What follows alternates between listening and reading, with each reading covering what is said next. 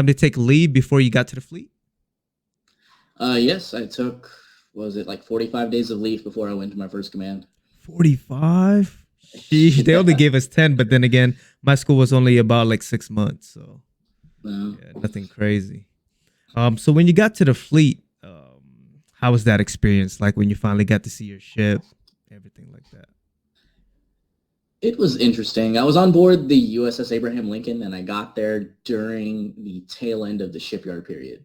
Okay. The ship had been in the shipyard for like, I want to say 6 to 8 years at that point. Yeah. So I caught the tail end of it. So I got to see like all the maintenance that goes on, putting the ship back together. When I Hmm. first got there, we didn't actually have a functioning galley. So Oh, I got my you guys got BAS BS. Hmm. for maybe 2 months, Okay. and then they took it away because they had a functioning galley again. So How was that food? Good food. in the beginning, the galley Hmm. food was god awful because the cooks hadn't really been cooking. Yeah. They hadn't really been doing uh, cooking on the ship, and had to Hmm. train like a lot of people that were brand new. I think I could count on one hand how many cooks we had that had actually seen the fleet before, cooked in the Oh, Navy kitchen and yeah. stuff like that. So they were all brand new to it. So I can't really blame them. They Yeah. basically got thrust into this, part of their job that they'd never seen before and said, "Hey, Mhm. figure it out." Exactly. So it was pretty rough to start out, but they thankfully they had some pretty good leaders out there that actually Okay. showed them the way, and it Yeah. got significantly better over time. Cool. Cool. And I remember from your program. So after all your schooling, you come to the fleet as an E4, correct? Yes, as an E4. Okay. How did that? So basically, when you got to your command, how would that work over with the E4s, E5s, like with the leadership? Because I know you guys don't even have an E3s and below. How was that? Yes. So it's a little weird, and a lot of people in the rest of the Navy don't understand leadership in the nuclear Navy Yeah. because everybody's either E4 or E5, and Hmm. maybe some people make it to E6. Hmm. So it's very odd. You'll see weird situations where a sea returnee E6 comes onto the boat and he's following the orders of the E4 work center supervisor or LPO. Yeah. It's just a very weird setup. And Okay. the reason it is like that is because nukes typically base seniority on what you're qualified. So not more Someone who's over been the on the pay boat. grade. Exactly. It's although if you're a sea returning first class, you are going to be fast tracked through a lot of things, and you're Hmm. expected to qualify significantly faster. So Okay. it is, not that way for very long, where the E6 is going to be following the orders of the E4, Yeah. but it does happen as Okay. long as they qualify and do what they're supposed to. Okay. But Can you explain to us like what's your day to day like as a nuclear electrician? absolutely. So the schedule changed up pretty radically from when we started going out to sea after the shipyard period to what it is now. A lot of people used to be on the dreaded five a dime schedule, standing watch for 5 hours, 10 Oh, hours off to do everything else. and it's not really actually 10 hours off either. No, it's Yeah. not. Yeah. But they recently changed it to having three separate shifts Okay. of 8 hours each. So there was going to be 8 hours where you have the possibility of standing watch. And if you're not Okay. on watch or doing maintenance, Okay. 8 hours where you have some free time, and 8 hours where you're guaranteed time to sleep. Oh, that's actually not that So bad. yeah, no, it worked out really well. Hmm. It made sure that we always had people awake at every time of the day in order to respond to casualties, or if any Hmm. sort of emergent maintenance came up. It was actually really nice. It Yeah. worked out for just about everybody. Okay. And because, different people prefer different things, just about everybody got to go to a shift that they actually enjoyed working. So, Okay. you know, What it was wasn't it? bad. What was it about your job that you like about your rate? I liked, mm, I liked fixing things. Hmm. I like working with my hands. Like as an electrician, that first 8 hours of the day where you're standing watch or doing maintenance. I love Hmm. the maintenance aspect of it, the actual getting to fix something. So this, Hmm. especially if someone just says, "Hey, this is broken, figure it out." I love the idea of it, and it was a lot of fun.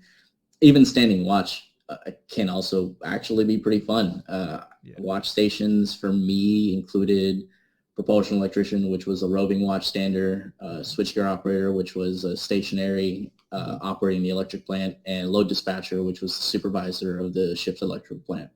Okay. So being able to either fix things or actually operate the plant or coordinate the operating of the plant as a load dispatcher is actually a lot of fun. Yeah. Okay. Um, we'll go over to the other side now. So basically, what is something that you typically not that interested in with your job? Oh boy. So I think the biggest thing for me is a continuous test that we have to take every month called the CTE, stands for Continuous Training Exam. Hmm. It is made in order to test how well our training program is working. We have training every week, Hmm. and we have to test how well it's working. You know, are people paying attention? Are people listening to training? Is the training even effective? Yeah. Because we constantly have to be training on subjects over and over again to get it drilled into our head. You know, we have to have so much knowledge available to not necessarily regurgitate, but to Hmm. pull from in case something were happening. Okay. Like if there's any sort of emergent situation, I have to know exactly what to do in order to put the plant in a safe condition. So there was a lot that we had to remember at any given time. So the training was pretty essential, Yes. but we couldn't always test how well the training was working or if we had to try another method of training or things like that. So these tests were made to ask questions based on the trainings given to see if it was sinking in or to see if we have to cover it again, maybe in a Okay. different way. The only issue with them is that Mhm. not only are they tests on questions that we've already covered in the last month's training, Okay. but also there are questions that would ask stuff that they plan to train on in the future, Mm. which you would think isn't a big deal. You know, they're testing the waters, seeing do Yeah. people know this stuff? Do we have to train on it? Hmm.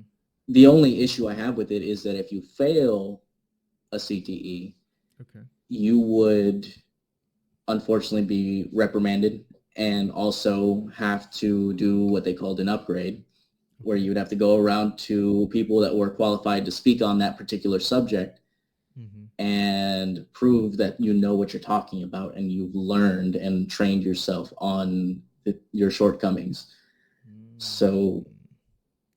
it was a lot of extra work that kind of seemed unnecessary Yeah. because they wanted to prove on paper that we're fixing gaps in training Yeah. when all it really took was for someone to say, hey, you missed this question, go look at it, and make it incumbent upon that person to actually fix the issue.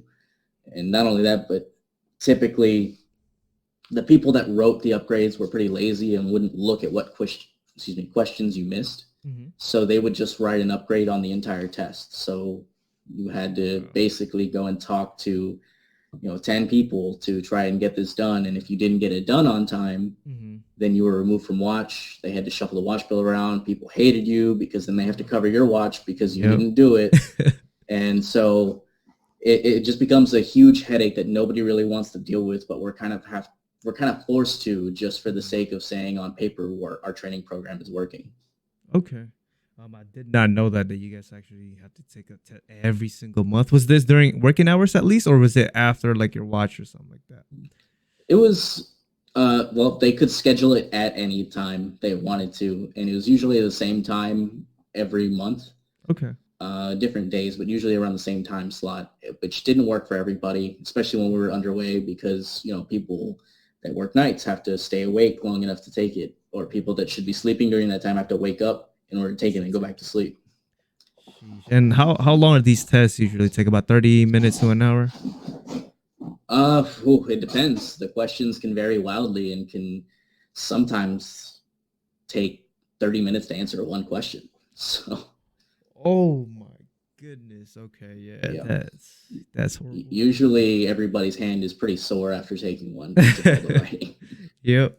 Yeah, we Also, don't get multiple choice tests. It's all essay oh, questions. okay, yeah. I thought it was like a scan chart or something, maybe, whatever it is. Nope. Jeez. The only multiple choice test the nuke takes is the advancement test. Okay. Oh my god. So now, you knowing the ins and out basically because you're first class, being a nuke.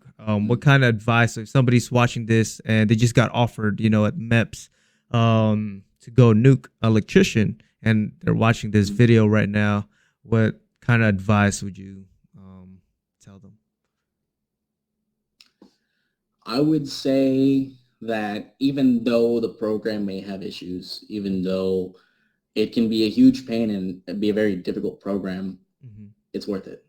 Do your research Mm-hmm. and make sure it's something you'd like to do or at least don't mind doing. Mm-hmm. I've never been the kind of person that's, go Navy, yay, patriotic. I've never been that person. At the end of the day, this is a job for me. I'm Yeah. working a job and I do my job just like everybody else, and there's no shame in that. Yeah. You don't Most have to definitely. be super patriotic in order to serve your country. Yes. Uh, Most definitely. but make sure that you look at all your options and make sure this is something you'd like to do, because if you do make it through the program, Mm-hmm. the benefits are amazing. Seeing people getting out of the nuclear program, getting out of the Navy, not Mm-hmm. re-enlisting, not having a degree, and still landing a job that makes 110K a year starting, Yep. that's crazy. Exactly. Would you say that this job um is basically worth it? So now I know we've been in for about 7 to 8 years, or 7.5 years. Would Mhm. you say that looking back now, you would you still pick this rate, knowing other I rates would. now? Okay. Well, the only rate that I would kind of second guess myself on and I'd be tempted to pick would be Hmm. MC. Oh, That would okay. be, yeah, the only other rate. And I say that because we had Mhm. an MC media controlman on my boat, Okay. and I love to tell this story just to put into perspective the phrase that a lot of people throw around in the Navy: "Choose your rate, choose your fate." Yeah. We get paid the same based on your rank and time in. Yes. So your job may be completely different from someone else's, but you Hmm. get paid the same. Yep. And so we had this MC on the boat. I'm Hmm. sitting down eating my lunch. I just finished like an 8 hour maintenance item. I'm exhausted. I'm ready to go to bed. Yeah. And she comes up and says, "Hey, can I sit with you?" I said, "Absolutely. Come on, have a seat." And she's like, "Wow, it's been a rough day." I was like, "Yeah, tell me about it. What's going on with you? What makes your day so hard?" She says, "Well, I have to make a calendar. I have to write an article for the ship's newspaper.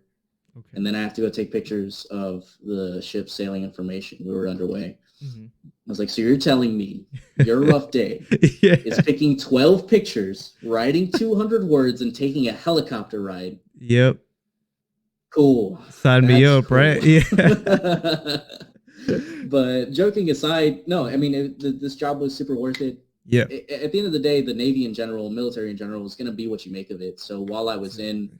I got experience as Hmm. an electrician who supervises an electric plant so experience in load distribution and management. I have experience in a nuclear power plant. I also opted to transfer to the division that does IT for reactor department. So Okay. I have, credentials for IT manager, or excuse me, IT admin. Hmm. I didn't get to get manager before I left, time constraint, but Yeah. still IT admin. I have experience working on all of these things, and also like all the QA quals I've gotten.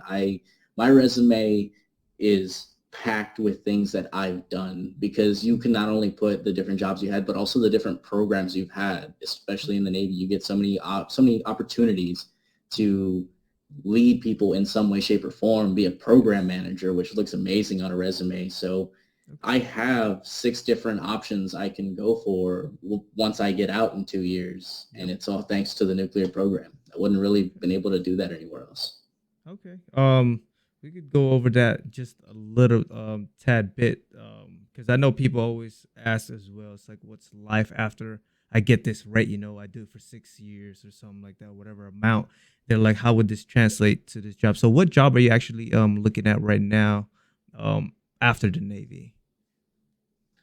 So right now, there's a couple of things I'm looking at. Okay. I can work for the power company here.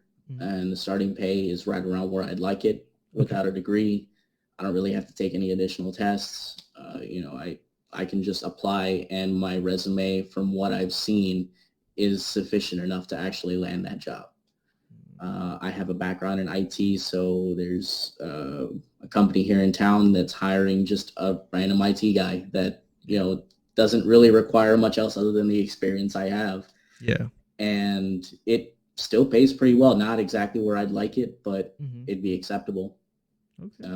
I can go work at a nuclear facility. A buddy of mine just landed a job out in Vegas, Okay. working at a nuclear facility. I kind of have a lot of options open. I'm actually looking at working with a company, being their social media manager here pretty soon. Okay. So I have a lot of options open. I'm just not sure which one I want to take yet. Okay. Well, that's pretty good to know because, yeah, I know a lot of kids, whenever they're looking at jobs, always ask me, what is good? Maybe like, if I'm not really going to do the full 20 or whatever, how this translates to a job, Mm. which is pretty good knowing that the nuclear electrician, you're going to have plenty of options, to work.